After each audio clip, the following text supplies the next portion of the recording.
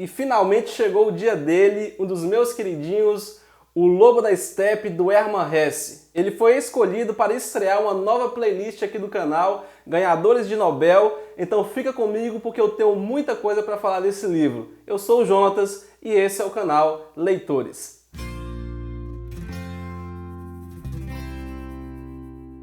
O Lobo da Steppe é um livro muito especial e eu queria muito mesmo falar dele, porque eu vejo muita gente na internet dizendo que desistiu da leitura porque ele é um livro enfadonho, porque ele é maçante, porque a leitura é complexa demais, e eu fico sempre com aquela sensação, putz, você chegou aos pés da montanha e vai desistir da leitura sem olhar do outro lado. E o que tem do outro lado é um dos romances psicológicos mais complexos da literatura mundial e que traz muitas reflexões para todos nós. E é por isso que eu escolhi esse livro, O Lobo da Steppe, do Hermann Hesse, para estrear uma nova playlist aqui do canal que vai se chamar Ganhadores de Nobel. E é onde eu vou organizar as leituras de autores que já foram laureados com o Nobel de Literatura. E primeiro eu preciso deixar claro que não é que eu considero os ganhadores de Nobel os maiores escritores, os melhores escritores. Na verdade, tem muito escritor que sequer foi lembrado pela Academia Sueca e que eu considero melhores, inclusive muitos brasileiros. Mas eu tenho a vontade de ler pelo menos uma obra, um poema que seja,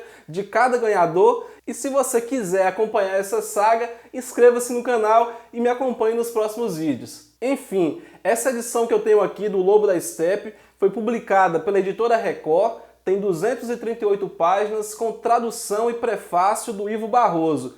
E o prefácio já vale muito a pena. Eu vou falar sobre as minhas impressões do livro de uma forma geral, como você já deve estar acostumado, mas nesse vídeo eu vou fazer um pouquinho diferente. Primeiro eu vou contar um pouco sobre a história do livro e depois eu vou falar sobre o autor do livro, o Hermann Hesse, porque eu acho que o grande marco desse livro não está na história em si, mas está nas entrelinhas, e para isso você precisa conhecer o autor. E eu posso resumir a história desse livro em poucos minutos, e é o que eu vou fazer agora, então se você não gosta de spoiler, cuidado! O livro conta a história de Harry Heller, um senhor de quase 50 anos, altamente intelectualizado e culto, amante de Goethe, de Mozart e que vive em uma espécie de isolamento social. E Harry se autodenomina o Lobo da Steppe, um animal extraviado da matilha, caótico, selvagem, que não encontra abrigo em um mundo que lhe é estranho. Há em Harry, aparentemente, duas personalidades que se contradizem. Um é o homem culto, intelectualizado, gentil, que tem tudo que é sublime e espiritual. E o outro é esse animal caótico, selvagem, o lobo, sempre com as garras dispostas, com os dentes arreganhados para destruir a vida burguesa. E essa contradição para Harry é insuportável ao ponto dele ter definido a data da sua morte no dia em que ele fizer 50 anos. E em uma das suas muitas noites de angústia, Harry vai conhecer uma garota de programa chamada Hermínia, que lhe promete apresentar um mundo totalmente diferente daquele que ele vive, uma outra forma de viver baseada nos sentidos e nos prazeres, desde que ele lhe prometa cumprir tudo o que ela disser, inclusive matá-la ao final da história. A partir daí, Hermínia vai inserir Harry em um mundo dos prazeres, dos desejos, a vida boêmia, a dança e a música popular. E vai fazer isso com dois outros personagens, a prostituta Maria, que ensina a Harry o prazer do sexo sem culpa, e o saxofonista Pablo, um cara muito enigmático que tem muito conhecimento sobre plantas psicotrópicas. E o grande finale dessa história vai acontecer quando Harry, depois de tomar algumas substâncias dadas por Pablo, entra em uma espécie de teatro alucinógeno e vai confrontar o lobo e o homem que há nele. E ali encontra Hermínia nua, deitada com Pablo, e desfere-lhe uma facada no peito e a mata. Oxi, gostei dessa história não. Você falou de prostituta, de droga, substância psicotrópica? Não concordo não. Não concorda com o quê, cara? Eu nem falei ainda a minha opinião. Eu só dei o grosso da história e ela nem é a parte mais importante. Relaxa aí, se inscreva no canal, tem muita coisa legal para vir ainda. Se você acha essa história muito simples, eu também acho a história simples, mas essa é a grande característica, a grande qualidade de Hermann Hesse e desse livro aqui, é entender e descrever a complexidade de uma vida comum, de pessoas comuns que estão ali em conflito consigo mesmas. E Harry Heller, criado por Hermann Hesse, é um dos personagens autobiográficos mais complexos e de maior análise psicológica da história da literatura mundial. E se essa história tem um quê de autobiográfico, eu preciso te falar um pouquinho sobre o autor. Hermann Hesse. Hermann Hesse nasceu na Alemanha, embora tenha se naturalizado suíço, e é de uma família de missionários protestantes. Então Hermann Hesse foi criado para ser pastor, mas ele não se adaptou à vida porque entendia que a educação do seminário e dos seus pais visava quebrar e destruir a sua personalidade, diminuir a sua rebeldia. E por isso ele vai cortar vínculos com a religião cristã. E mais tarde, em uma visita à Índia, ele vai conhecer o hinduísmo, o que vai influenciar toda a sua carreira de escritor. Inclusive tem um livro muito legal dele chamado Siddhartha, que é um romance espiritual que se passa nos tempos do Buda, ali na Índia, e é muito legal mesmo, vale a pena você dar uma olhadinha depois. E além disso, depois de passar por uma crise emocional causada pela eclosão da Primeira Guerra Mundial, Hermann Hesse vai conhecer e aplicar nos seus escritos a psicologia de Jung. Por isso, Hermann Hesse vai ser esse cara de uma cultura formal elevada, intelectualizado, ensinado em dogmas religiosos e que para ele reprimiam a sua personalidade e a sua rebeldia. E que vai tentar entender essa aparente dualidade espírito-instinto por meio do hinduísmo e da psicologia. E é por isso que ele vai criar essa história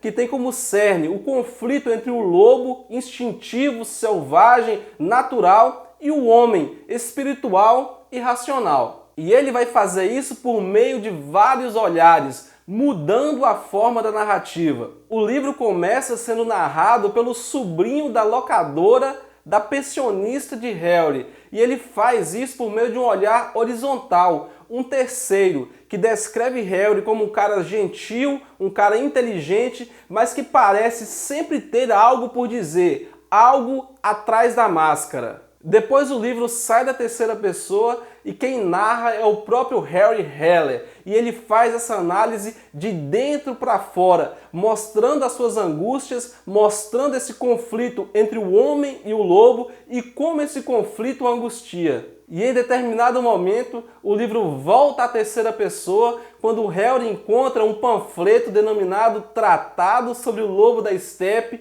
de um autor desconhecido, que faz de Harry uma análise psicanalítica complexa e mostra que Harry não tem duas personalidades, mas que tem múltiplas faces, infinitas faces dentro de um mesmo corpo. E tudo isso Harry vai percebendo à medida que dialoga consigo mesmo, mesmo quando são outros personagens que falam. Mesmo Maria, Hermínia e Pablo parecem ser versões do próprio Harry e, por consequência do próprio Hermann Hesse, versões mais desejosas, instintivas, desejosas de se entregar aos prazeres. E é preciso ter muito cuidado com a análise desse livro, porque quem passa rapidamente por ele acaba reduzindo a história entre um aparente conflito entre o burguês e o não burguês. Mas esse burguês que é descrito aqui em O Lobo da Estepe é um burguês que tem uma conotação diferente daquela que nós costumamos imaginar, com esse viés apenas financeiro, econômico. O burguês, para Harry Heller,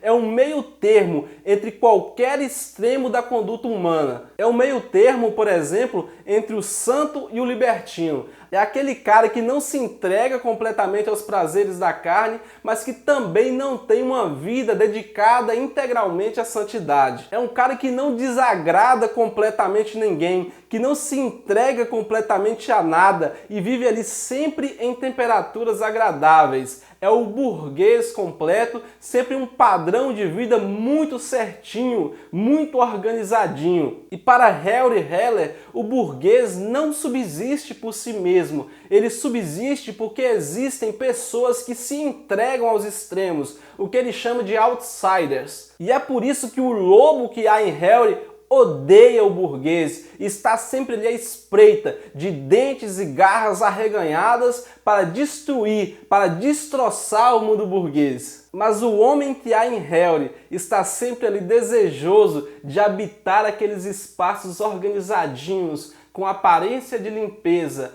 tranquilos, típicos da vida burguesa. Mas o que aparenta ser esse conflito dual apenas entre lobo e homem, entre burguês e não burguês, se mostra muito maior quando o Helry, no teatro mágico, em uma espécie de alucinação, percebe que ele tem múltiplas faces, múltiplas vidas, como pequenas peças de um jogo de xadrez. Peças que vão compor diferentes formas de viver, diferentes histórias, a depender da forma que ele as utiliza no tabuleiro da vida. E aí ele vai entender que o homem não pode ser explicado pela soma de 2 ou de 3 elementos, mas que ele é composto por múltiplas faces, por múltiplas personalidades. E talvez a grande lição desse livro para mim é que o homem não possui uma forma fixa. Ele é um esboço, uma transição entre o selvagem e o espírito, uma forma que se manifesta de várias maneiras, de múltiplas facetas. E é por isso que você precisa se perguntar se você é apenas isso mesmo,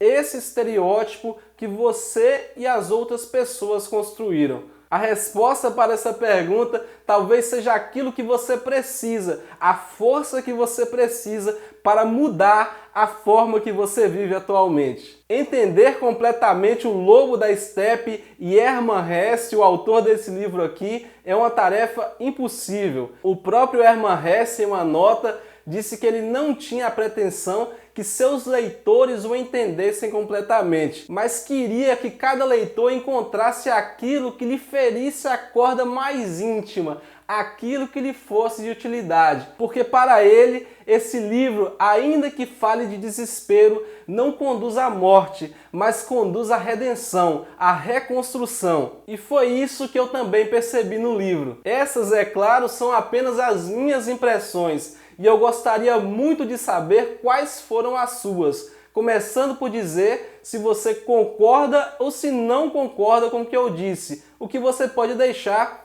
aqui nos comentários. Por hoje eu fico por aqui, mas não se esqueça, nos ajude a crescer, curtindo o vídeo e se inscrevendo no canal. Até a próxima!